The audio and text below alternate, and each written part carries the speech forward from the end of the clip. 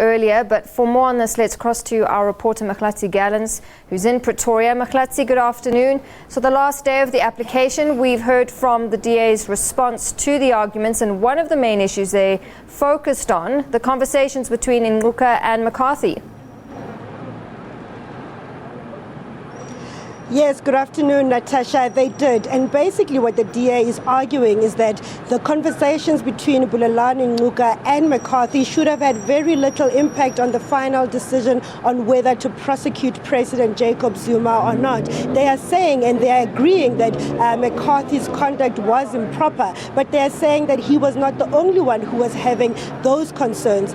They mentioned that Mokotedi Mshe, the then NPA head, had actually met with the then Justice Minister Bridget Mabandla discussing this very issue, and it was the minister who suggested that perhaps it could be better to charge President Jacob Zuma after the ANC's elective conference that was due to be held in Polokwane.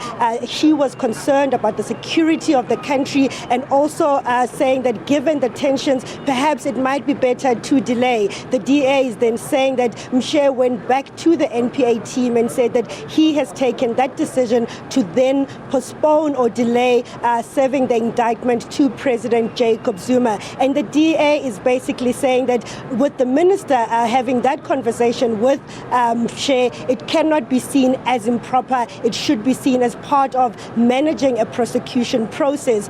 But the DA is also arguing that Mshe should have taken into consideration the seriousness of the charges that were before him, the charges against President Jacob Zuma. And from where they stand, they still maintain that Mshe's decision was impulsive, and they want the court to rule that it was irrational and they want it set aside. All right, so Mahlatse, this also then brings into focus the other issue, and that is the integrity of the NPA. Rosenberg saying that withdrawing such a case at the 11th hour on a very narrow basis has done damage to its image.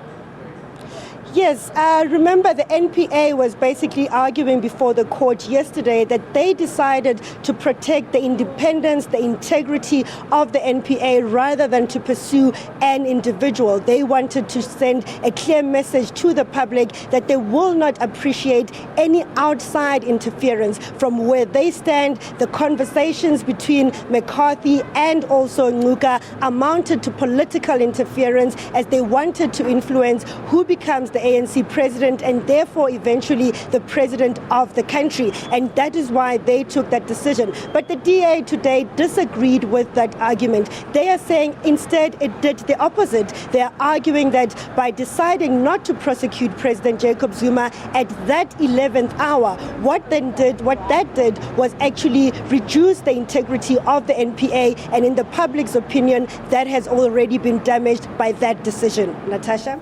All right, Mahlatse, thank you very much. We'll have to leave it there. Our reporter Mahlatse Gallens live from Pretoria. Well, this weekend is the first voter registration weekend for this year's local government elections. The Independent Electoral Commission held